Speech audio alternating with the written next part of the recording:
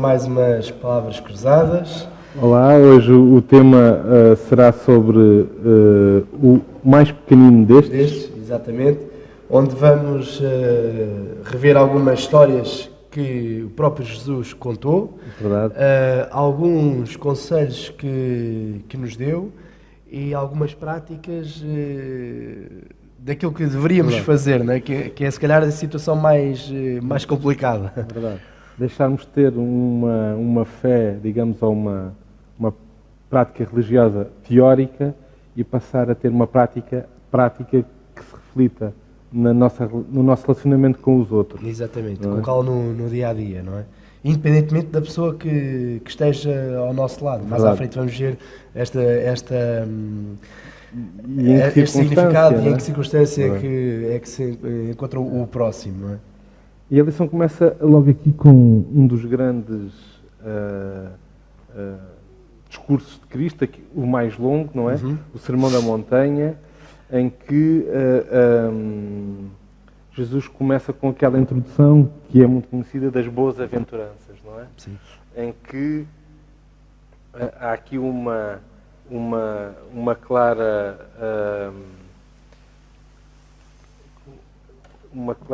não é contradição, uma clara distinção entre aquilo que era a crença do povo naquela altura, que era: se tu eras doente era porque não eras abençoado por Deus e alguma coisa se passava, se não tinhas dinheiro e eras pobre era porque Deus não te abençoava, e por aí fora. E Cristo vem aqui lançar temas como os pobres de espírito, os que choram, os mansos, os que têm fome e sede de justiça, e depois os misericordiosos, os limpos de coração, os pacificadores, os que sofrem perseguição e são injuriados. Portanto, e Cristo vai dizer que, no fundo, aquilo que muitas vezes a sociedade olha e acha que é uma derrota, ou que é, neste caso, um castigo de Deus, é precisamente o contrário.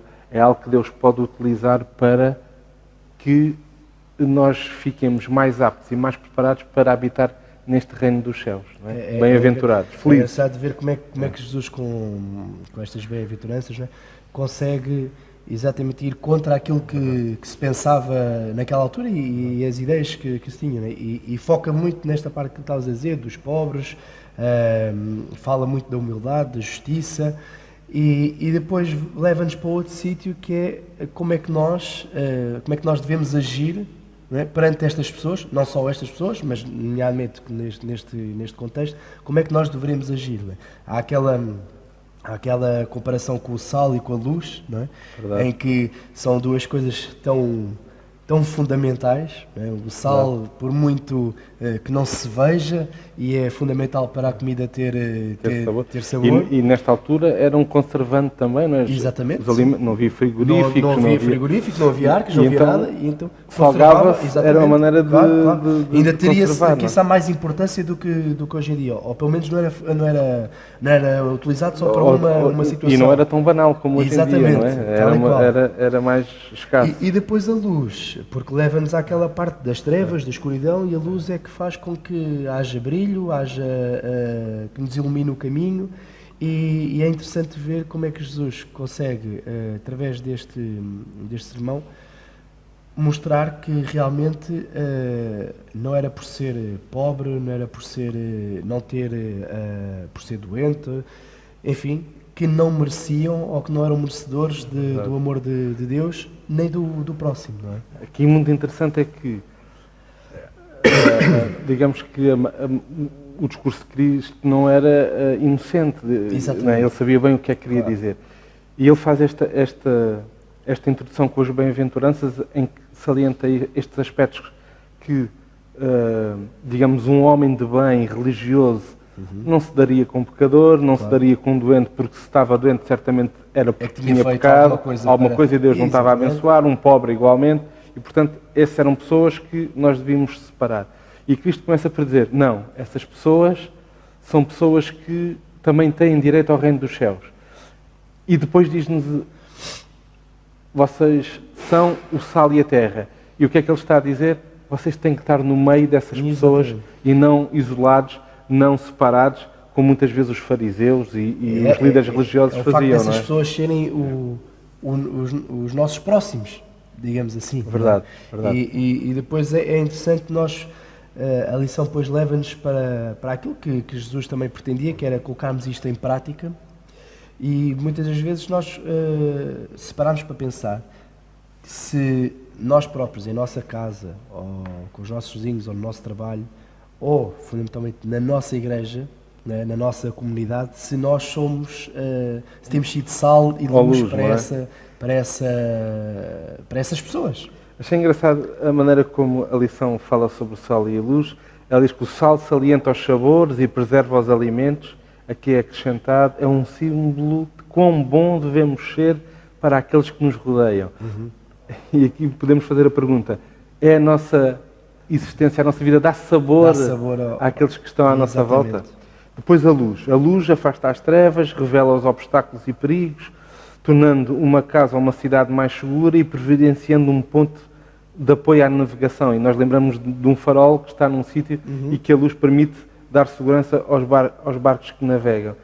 E depois diz, estes dois símbolos levam-nos a percebermos a responsabilidade dos discípulos, todos nós, que dizemos que seguimos Cristo, de influenciarem e de melhorarem a vida daqueles que nos rodeiam. Praticando a humildade, mostrando a misericórdia, somos pacificadores e suportamos a opressão. Portanto, Jesus começa este sermão com um apelo para darmos corpo a estes, por vezes, subestimados valores do seu reino. Ou seja, temos que estar no meio da humanidade para que possamos ser sal e para que possamos ser luz. Um monte de sal todo junto não serve para nada. O sal tem que estar no meio dos alimentos para dar sabor e para preservar. E aqui nós vemos que o que Cristo nos está a dizer é, sim senhora, pratiquem a misericórdia, sejam bondosos e tudo mais, mas no meio daqueles que estão à vossa volta. Eu acho que disto tudo, se nós formos analisar as palavras que Jesus disse, é mais fácil nós percebermos, porque não é difícil a compreensão aquilo que Jesus nos pede, mas é muito mais difícil nós colocá-lo em prática. Não é? Pôr em prática. E é engraçado que a lição começa, o título fala-nos logo do o mais pequenino destes, né? Porque Jesus, ao longo desta lição, nós conseguimos ver que quer realçar que todos nós, independentemente da sua maneira de ser, do seu estado de saúde, do seu estado financeiro, enfim, que todos nós éramos merecedores, ou somos merecedores do amor de Deus, e que não há ninguém que seja superior a outra pessoa. E mais, e depois leva-nos para o outro lado, que a lição de segunda-feira fala-nos, que ainda se calhar é mais difícil de nós fazermos, que é vencer o mal praticando o bem. Ou seja, não respondemos na mesma moeda, não é? É verdade. Se nós, quando estava a estudar esta lição, e estava a tentar imaginar-me estar no meio daquela multidão que ouvia estes conselhos de Cristo. Isto é um discurso completamente fora daquilo que eles estavam habituados, que nós hoje podemos chamar o mainstream. Cristo não está a ser minimamente politicamente correto, nada disso. E ele diz coisas como, se te baterem, dá outra face. Se quiserem tirar o casaco, dá também a tua capa. Se querem que tu caminhes uma milha, anda duas.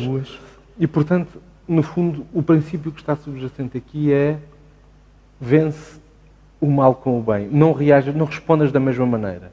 Eu lembro-me, há um filme que eu já vi há muitos anos atrás, mas houve uma cena deste filme que me ficou marcada. É o filme da história do Gandhi, de como a Índia conseguiu a independência. E uma das coisas que ele dizia era, nós vamos resistir pacificamente. Se nos baterem, nós não vamos agredir, nós não vamos responder da mesma maneira, nós vamos olhar nos olhos daqueles que nos batem. E há esta cena no filme em que vem a polícia armada com paus de bambu e começa a bater na multidão que estava calada e que não reagiu àquele avanço e àquela agressão das forças policiais. E eu lembro-me sempre, quando estudo esta parte da Bíblia, quando desta resistência passiva de não vencer o mal com o mal, mas sim fazendo a diferença com o bem, que é um desafio tremendo que Cristo nos põe. Lembro-me sempre desta cena e desta ideia de que não precisamos de descer ou de responder no mesmo registro, da mesma maneira àqueles que nos agridem ou àqueles que nos maltratam. Não é fácil, porque é fácil tu gostares do teu vizinho que gosta de ti. Exatamente. Mas é difícil gostares de alguém que te faça mal, não é? Trate mal. Ou que trate mal, ou se calhar ainda pior, alguém que faça mal a alguém da tua família, por exemplo, não é? E é impressionante como é que, e nós temos que ver quem é que Jesus conseguia atrair muita gente, não é? Mas a maior parte das pessoas que vinham aqui eram aquelas que não tinham, como direi, a lição até diz, eram pessoas que... As pessoas vulgares, vulgares, não é? Que não tinham muitas opções na sua vida, é verdade. E estavam, poderíamos dizer mesmo, famintas deste tipo de amor, discurso, de perceber que realmente elas também eram merecedoras de... E esta situação de nós... Diz. Estava aqui a lembrar-me, não é um discurso. Hoje em dia nós temos um discurso de revolta, de luta, quer dizer, estás numa posição má, luta. Exatamente. Pronto. Eu acho que aqui Cristo não diz, não faz um discurso de luta e revolta contra o teu opressor, porque mas também não faz o contrário. Havia pessoas que eram escravas, claro. Com certeza, mas ele diz, responde exatamente com o bem, porque isso vai modificar. Tal e qual. Vai modificar. Aqui não é da pessoa ser enxovalhada, de ser humilhada e não dizer nada, não tem nada a ver com isso. Simplesmente é não responder da mesma moeda e ter uma resposta muito mais inteligente, que era aquilo que Jesus fazia, não é? Responder com o bem, porque, aliás, há aqui uma parte que diz, Jesus ensinou as pessoas a responder com integridade, a tratarem os opressores melhor do que mereciam e, ao fazê-lo, a resistirem à perda da sua humanidade. Isto é espetacular, não é? Portanto, Cristo, o ideal de Cristo para a humanidade é o amor, no fundo. Exatamente. É conseguir tratar bem aqueles que nos maltratam, sendo oprimido, tratar melhor os nossos opressores, não responder da mesma maneira. Isto é o ideal. E ver aí uma oportunidade de mudar o agressor. É verdade. É que nós sabemos, como é óbvio, que infelizmente, se nós colocarmos isto em prática, não vamos ter 100% de sucesso em todos os casos. Claro. Infelizmente, porque... Pronto, não... É difícil. É difícil. Primeiro é difícil, porque há sempre aquela atitude de vou-me vingar, assim que tiver a oportunidade. Aquele sentimento de injustiça, no fundo. Costuma-se dizer, eu perdoo, mas não esqueço, não é? Que não faz sentido nenhum e ao mínimo a oportunidade, passado se calhar anos, meses ou semanas, agora fazemos ali tal e qual, quando é exatamente o contrário daquilo que Jesus pede. Não é? Eu acho que no fundo Cristo...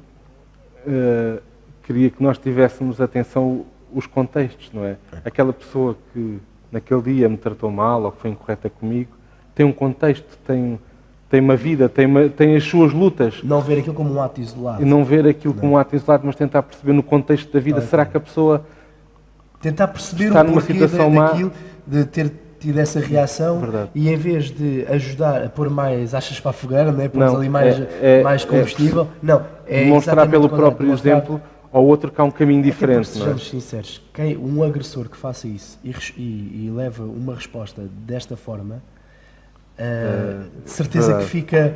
Primeiro fica surpreendido, porque não está à espera que isso aconteça. Não é? E porque hoje em dia é algo que é normal. E depois vai-se questionar certamente porque é que esta pessoa faz tal isso. E qual. E aí pode-se que Deus pode sobressair na vida. É resumir a lei de Deus àquilo que Jesus dizia, né? Que é amar o próximo. E a Deus sobre todas as coisas. É interessante que esta regra de ouro, ou a regra áurea, muitas vezes nós fazemos pela negativa, não é? Sim. Tu não gostas de façam isso, não é? Então não faças também. Exatamente. Mas Cristo tem um discurso positivo, pela positiva. Exatamente. Faz aos outros aquilo que gostas, aquilo que tu queres. Exatamente. E isto leva-me para um ponto que eu tinha aqui mais à frente na lição, mas vou falar agora, que é a omissão é um pecado. Tu podes pecar pela omissão e não é só no teu ato, o teu fazeres uma coisa, ou mentires, ou magoares alguém, ou tudo mais, ou por aí fora, é um ato e tu podes estar a pecar dessa maneira. Mas tu, ao deixares de fazer o bem pelo outro, pela tua omissão, Deus diz, não, Exatamente. Isso está errado. Tu, se tens possibilidades de ser uma bênção para os outros, por isso é que o discurso vem pela positiva. Claro. Se queres que as pessoas te tratem bem, trata-os Então, bem, trata também. bem também. Então, trata-os bem também.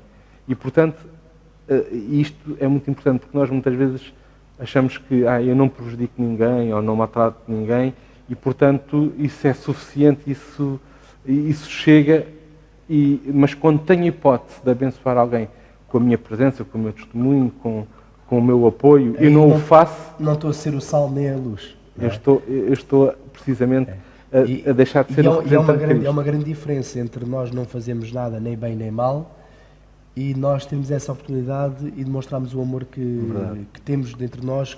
É tentar...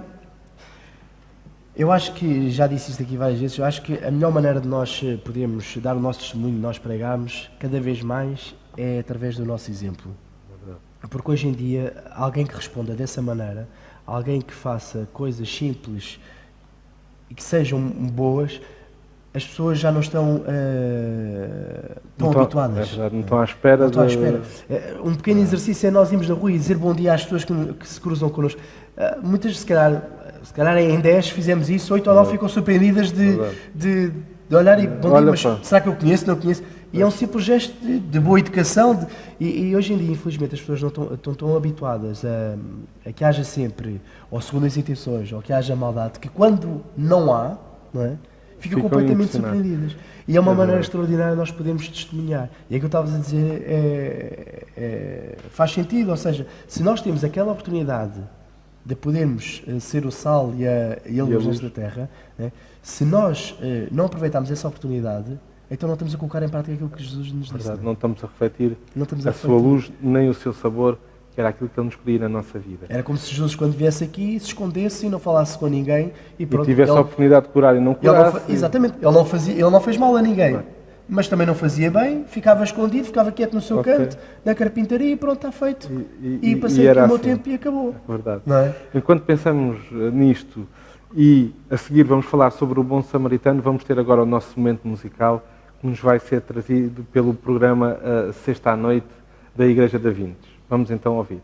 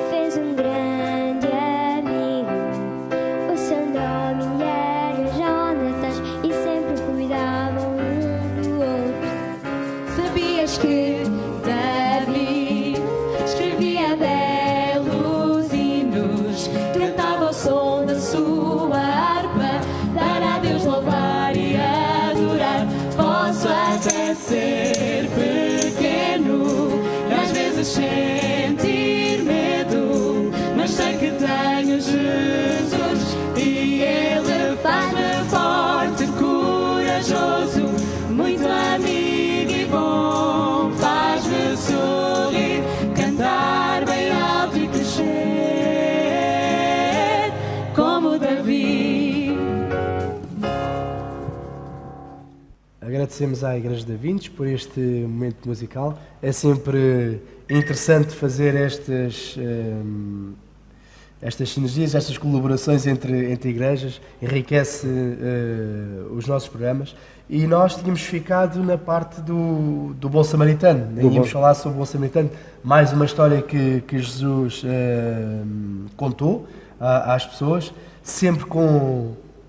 É impressionante, e isto é uma parte, cada história que Jesus contava, havia sempre, víamos que era alguém extremamente inteligente. Verdade. Que não era pão queijo, digamos assim, que havia ali mensagem, a pessoa tinha que perceber realmente o que é que ele queria dizer, não é? E não eram histórias de embalar, não é? Exatamente. Não olha, vou contar uma história agora para entreter. Não. E era direto ao assunto, tal e qual. Quer dizer, não havia espaço para dúvidas. Apesar de muitas vezes ser por parábolas e não só, mas não havia dúvida daquilo que ele queria dizer, não é?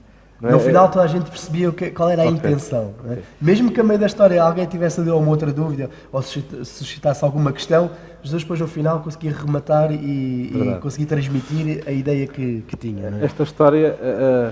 É interessante esta questão do próximo, fazer bem ao próximo. Quem é o próximo, não é? Que falámos ao início da missão. E é giro que Jesus vem nesta sequência de aqueles que não têm qualidades, ou aparentemente aos olhos do mundo não têm qualidades, vão herdar o reino dos céus. Aqueles que são perseguidos, oprimidos, vão herdar o reino dos céus. Bem-aventurados esses. Os meus discípulos devem ser o sal e a luz da terra, têm que estar no meio dos outros, têm que brilhar, têm que dar sabor à existência daqueles que estão à sua volta. E depois, passando aqui para a história do bom samaritano, tu percebes uma coisa: não é por seres um levita, não é por seres um fariseu, não é por seres um doutor da lei, não é por seres um cristão de nome, ou um pastor, ou um ancião, ou o que for, se na prática tu não parares no teu caminho do teu dia e não ajudares aquele que está a precisar, tu não vais estar, não vais ser sal, nem vais ser luz, não é? E esta história era importante. E depois Cristo diz, mais uma vez, isto eram ideias ainda hoje revolucionárias. Ama os vossos inimigos. Quando a ideia que passava naquela altura era olho por olho, dente por dente. Portanto, se tu foste agredido, tu podes agredir. Tens legitimidade para, não é? E Cristo vem precisamente dizer o contrário. Não. Amem os vossos inimigos. Digam bem daqueles que dizem mal de vocês.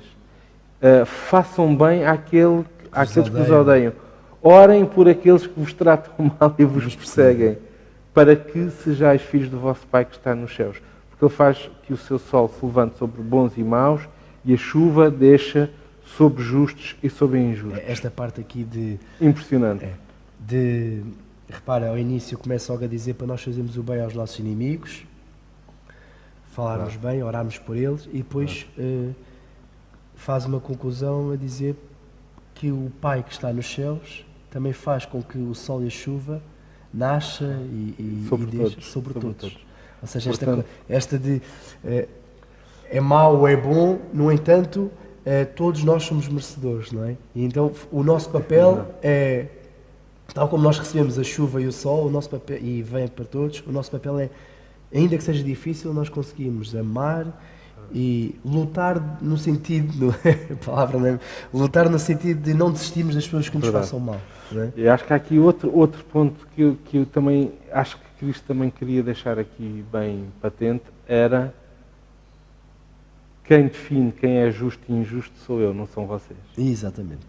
E o que eu quero é que vocês partam do princípio que todos são filhos de Deus, independentemente dos seus atos, sejam eles justos ou injustos.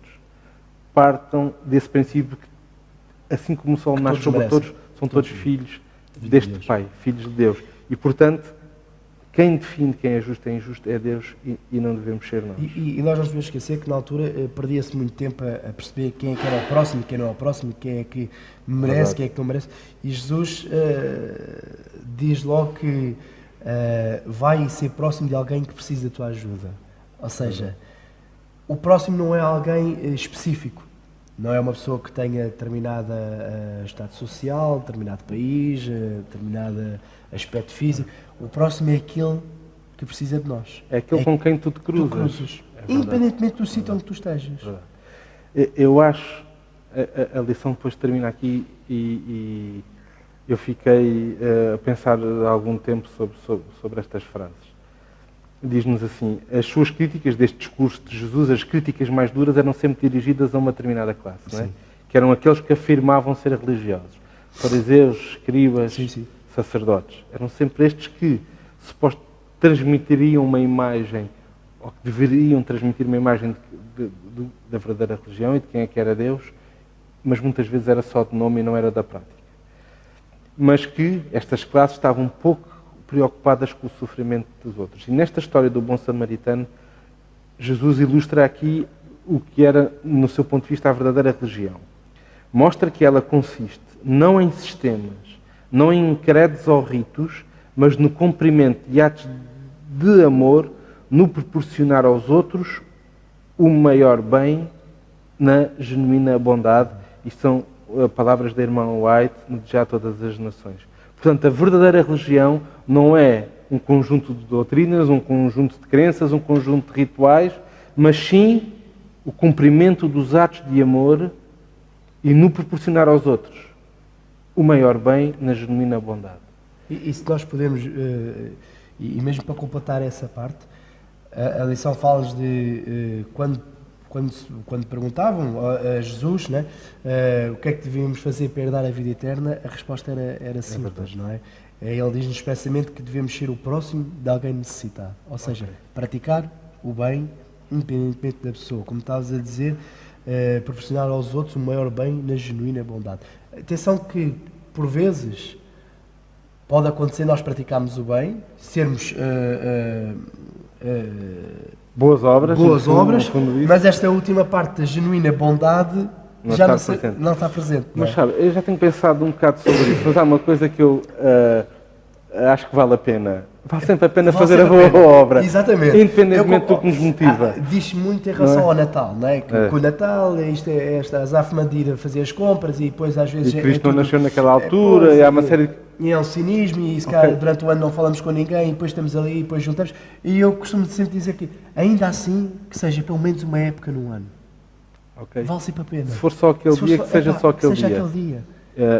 Eu acho que concordo contigo, acho que é preferível. É preferível. É tal e qual. E há um exemplo de Cristo sobre isto, que quando falamos nestas coisas que eu me lembro, que era, lembram-se quando os discípulos voltam e dizem: ouvimos o tal que não anda connosco, que estava a expulsar e a curar em teu nome. E os discípulos sentiram-se indignados, invadidos, não é? Então, mas isto não é nosso. Isto não temos o exclusivo disto. Não é? E Cristo diz: não, se eles falam em meu nome, é porque o meu Pai disse para falarem. Deixem-nos fazer a sua obra. E portanto aqui eu acho que concordo contigo, se é só naquele dia, que seja. Então que se invista naquele dia. Tal e qual. E que nós possamos fazer, se o entendermos, que o resto dos nossos dias do ano possam ser assim. Mas se vamos aproveitar aquele dia para falar sobre Cristo, acho que é a oportunidade. Estava com vontade de passar já para o fim e falar aqui também já não falta muito, é verdade. De quando Jesus faz a ilustração dos bodes e das ovelhas. Ele estava a falar diretamente em São Mateus 25, se quiserem, depois podem ler. O que estava aqui em causa era precisamente a vida eterna. Sim. E, portanto, o Senhor tinha vindo e estava a separar os salvos para um lado daqueles que não salvavam para o outro. E qual é que era o critério? Era se tinham estudado a lição da escola sabatina? Não. Era se sabiam as doutrinas de cor, para trás e para a frente? Não. Era se eram dizimistas, ou se vinham à igreja, ou se cumpriam a lei? Não. Era o quê? A maneira como tinham tratado os outros. E isto sempre me impressionou muito, esta questão de Jesus dizer o que vai fazer, no fundo, o que faz a diferença. O que faz a diferença, tu te salvares ou não, é se tu és uma bênção para a humanidade que está à tua volta ou não. E quando nós que temos uma igreja, uma religião com uma base muito sólida na doutrina bíblica, uma base muito sólida no espírito de profecia e uma base sólida na defesa de estilos de vida bem marcados, bem vincados, podemos correr aqui um risco, é de nos centrarmos nestes 3 pilares que são muito importantes, mas esquecermos uma coisa. O que faz a diferença nisto tudo é se eu sou ou não uma bênção para aqueles que estão à minha volta. Há uma frase, eu sei, ias falar, aqueles que nos seguem, eu já devo ter dito isto umas 20 ou 30 vezes, que eu uma vez ouvi de um rabi, que eu não me lembro do nome, e tu já me ouviste falar nisto várias vezes também, que ele dizia assim: pensem sempre, quando vocês morrerem, o que é que vai acontecer? O mundo fica menos povoado ou fica mais pobre? E se o mundo ficar menos povoado, nós somos só um número, não somos uma bênção para aqueles que estão à nossa volta. Mas quando nós morremos, aqueles que estiverem à nossa volta disserem o mundo hoje ficou mais pobre, era porque nós éramos sal e éramos luz para aqueles que estavam à nossa volta.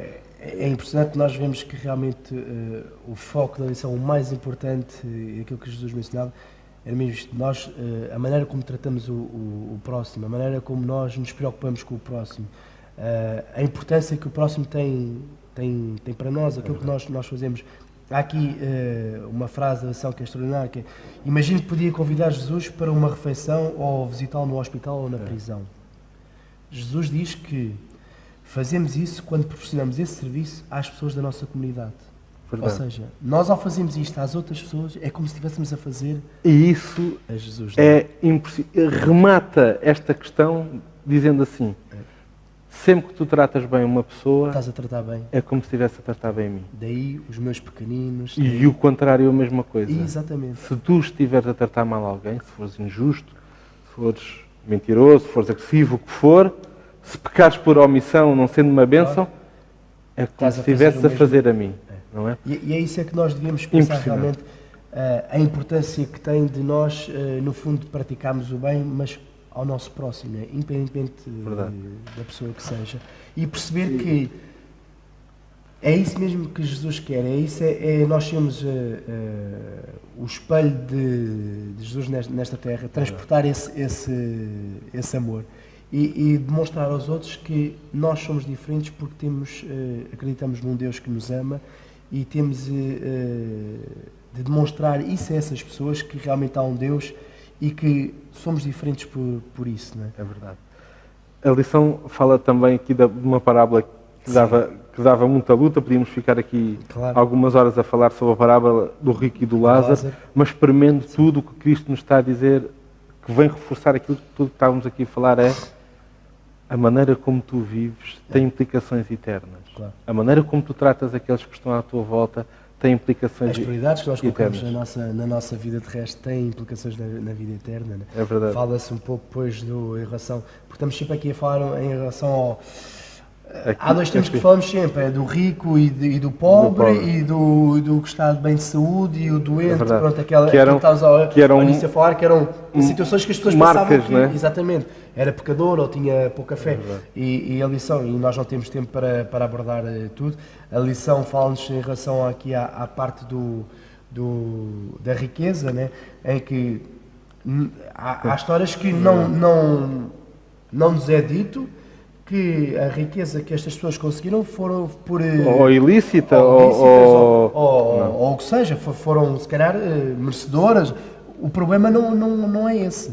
Okay. Né? O problema é a importância, a prioridade que isso tem na nossa vida. A lição diz uma coisa que eu achei muito giro, interessante. Em termos das tentações da riqueza, e depois dá 3 hipóteses. Quer de a ter, sim. Portanto, tu já és rico, vamos usar esta expressão. Sim. Uma, de a conservar, portanto, tens e queres aumentá-la, e portanto queres conservá-la, queres manter este teu status, e depois tem a outra que é de a procurar. Ou seja, não tens, mas o teu foco está em procurar. Ou seja, isto é um pobre, não é um rico. Portanto, a questão do dinheiro não é se tu tens ou não, a quantidade que tens ou não, é o teu relacionamento com Ele. Exatamente. E o teu relacionamento se isso vai interferir ou não com o meu relacionamento com Deus e no meu relacionamento com o próximo. E repara, só uma parte... Porquê é que isto foi falar aqui do dinheiro? O que eu estou à espera que tu digas aquilo que tu dizes sobre o dinheiro. Já temos conversado sobre isso. Porquê o dinheiro? O que é que o dinheiro faz? O dinheiro, eu acho, é verdade. Tu queres que eu diga aquela parte que o dinheiro, eu acho, a minha opinião é que o dinheiro não é o dinheiro mesmo. que, como é que eu ia dizer? O dinheiro simplesmente amplia aquilo que nós somos. Verdade. Ou seja, se nós realmente formos uma pessoa muito boa, é claro que há exceções, como é óbvio, mas se nós realmente formos uma pessoa muito boa, com um bom coração, e se nós tivermos muito dinheiro, eu acho que o dinheiro vai ampliar esse nosso bom coração. Mas no fundo, se nós formos alguém que não tenha bom coração, ou que as nossas prioridades não estejam bem definidas, ao termos muito dinheiro, isso vai se refletir. Por vezes, e infelizmente, nós, como a maior parte das pessoas não tem muito dinheiro, quando estamos a falar muito dinheiro, estamos a falar de riqueza extrema, excessiva, não é? E se calhar quando essas pessoas passam para esse patamar, é que se vão revelar. Verdade. E portanto aqui... Porque nós, se nós formos passar, eu ia dizer, repara, é mais fácil ajudarmos o próximo, sejamos honestos, é mais fácil ajudar o próximo com muito dinheiro ou com pouco dinheiro? É com muito dinheiro. Quer dizer, eu mais facilmente, se tiver muito dinheiro, consigo ajudar alguém que não tenha capacidade financeira para ter uma casa, para ter um carro, para ter alimentos, para ter medicamentos, para ter estudos, para ter bens essenciais.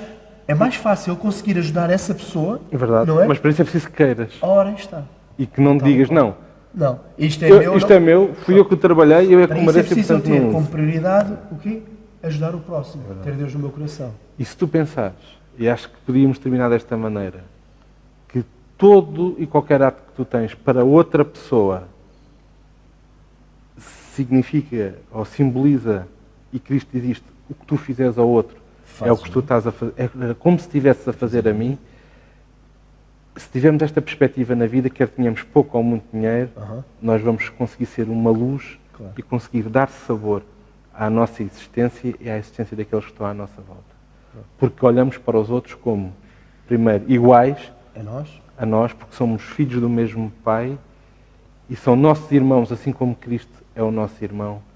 E ao tratar Ele de uma maneira boa ou má, eu vou estar a tratar Cristo. E mais importante, resumindo aqui tudo da lição praticamente, isso vai ter implicações na minha salvação ou não. Porque Cristo não me vai perguntar se eu sei explicar a doutrina do tempo da graça ou as 2.300 e tardes e manhãs, mas vai-me perguntar o que é que tu fizeste ao teu vizinho, que esteve desempregado, que tinha 3 filhos, e tu sabias, e tu não fizeste nada. E aí... E não só ao vizinho, até podemos dizer ao irmão que está sentado na nossa igreja, verdade. que se calhar ainda é mais grave, nós devíamos partilhar estas coisas. Tal e qual. Penso que foi um prazer esta lição, não é? Sim. É que possamos realmente perceber quem é o nosso próximo e que, acima de tudo, possamos colocar em prática estes ensinamentos que Jesus nos deu. É sempre bom nós podermos ler a lição. Convidamos todos também a assistir às Palavras Cruzadas no nosso canal do YouTube. E despedimos e até uma próxima. E um abraço para todos.